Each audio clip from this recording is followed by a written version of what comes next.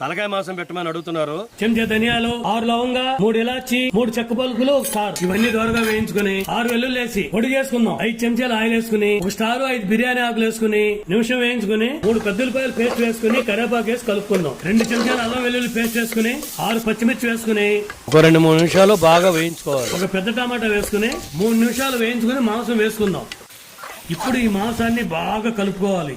అలా బాగా కలుపుకున్నాక 1 చెంచా పసుపు వేసుకుందాం. 3 చెంచాల కారం కూడా వేసుకుందాం. సరిపడినంత ఉప్పు కూడా వేసుకుందాం. బాగా కలుపుకొని మీడియం ఫ్లేమ్ లో 10 నిమిషాలు మూత పెట్టి ఉంచుదాం. 10 నిమిషాలు అయ్యాక 1 లీటర్ వాటర్ పోసుకుని బాగా కలుపుకొని మూత పెట్టుకుని 9 విధులు ఇచ్చుకోవాలి.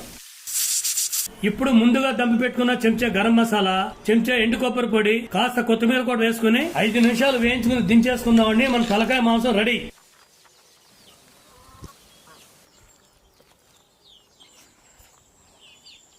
మంచి రుచిగా ఉందండి. మసాలాలన్నీ కరెక్ట్గా సరిపోయినాయి.